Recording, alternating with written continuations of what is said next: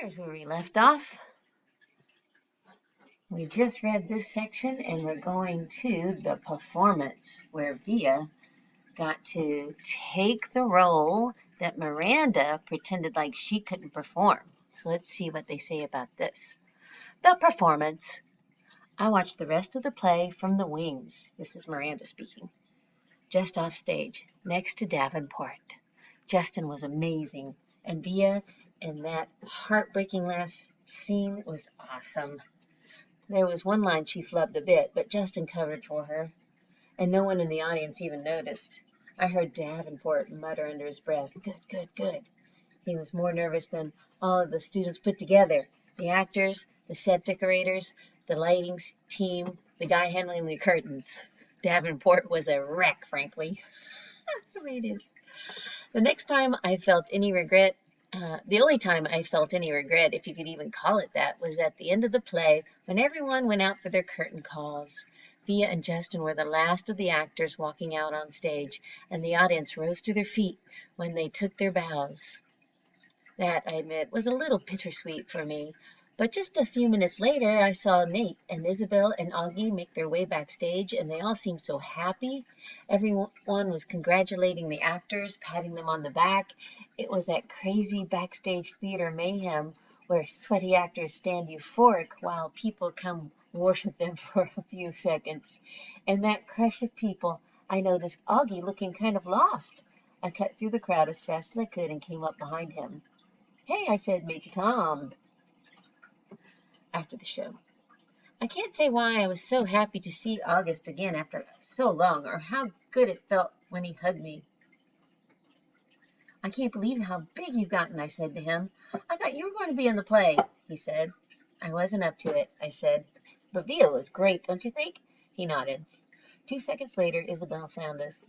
"Miranda," she said happily, giving me a kiss on the cheek, and then to August, "Don't ever disappear like that again." "You're the one who disappeared," Augie answered back. "How are you feeling, Isabel?" Isabel said to me. "Via told us you got sick."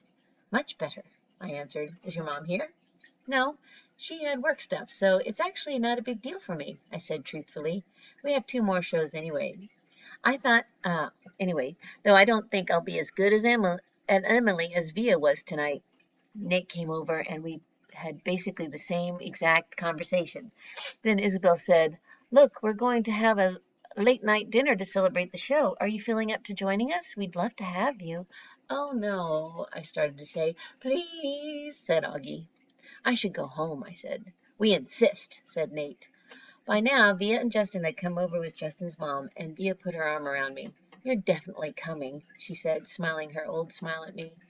They started leading me out of the crowd, and I have to admit, for the first time in a very, very long time, I felt absolutely happy. Oh, I'm so glad they made friends again. Part 8, August. It's his voice again. "You're going to reach the sky. Fly, beautiful child." Eurythmics, "Beautiful Child." The 5th grade nature retreat. Every year in the spring, the 5th graders of Beecher Prep go away for 3 days and 2 nights, oh my gosh, to a place called the Broarwood Nature Reserve in Pennsylvania. Wow, that would be stressful. Fun, but stressful. All those kids camping.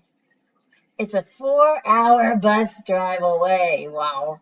The kids sleep in cabins with bunk beds. There are campfires and s'mores and long walks through the woods. The teachers have been prepping us about this all year long, so all the kids in the grade are excited about it, except for me. And it's not even that I'm not excited, because I kind of am. It's just I've never slept away from home before, and I'm kind of nervous. Most kids have had sleepovers by the time they're my age. A lot of kids have gone to sleepaway camps or stayed with their grandparents or whatever. Not me, not unless you include hospital stays. But even then, Mom or Dad always stayed with me overnight. But I never slept over at Tata and Papa's house, or Aunt Kate, or Uncle Poe's house. When I was really little, that was mainly because there were too many medical issues, like my trach tube needed to be cleared every hour, or reinserting my feeding tube if I got detached. But when I got bigger, I just never felt like sleeping anywhere else.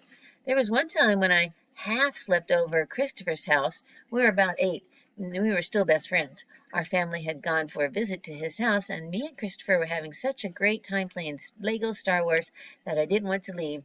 So when it was time to go, we were like, please, please, please, can we have a sleepover? So our parents said yes, and Mom and Dad and Via drove home, and me and Christopher stayed up till midnight playing until Lisa, his mom, said, okay, guys, time to go to bed. Well, that's when I kind of panicked a bit. Lisa tried to help me go to sleep, and I just started crying that I want to go home. I wanted to go home. So at 1 a.m., Lisa called Mom and Dad drove all the way back out to Bridgeport to pick me up. We didn't get home until 3 a.m., so my one and only sleepover up until now was pretty much of a disaster, which is why I'm a little nervous about the nature retreat. On the other hand, I'm really excited. Known for.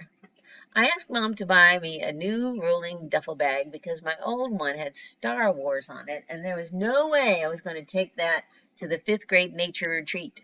As much as I love Star Wars, I don't want that to be what I'm known for. Everyone's known for something in middle school. Like Reed is known for being really into marine life and the oceans and things like that. And Amos is known for being a really good baseball player. And Charlotte is known for having been in a TV commercial when she was 6. And Ximena is known for being really smart.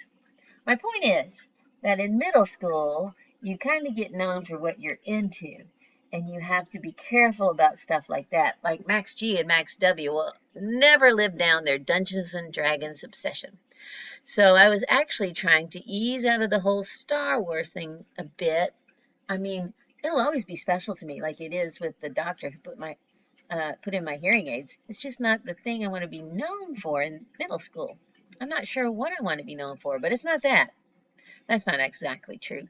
I do know what I'm really known for, but there's nothing I can do about that. A Star Wars duffel bag, I could do something about. So what are you known for?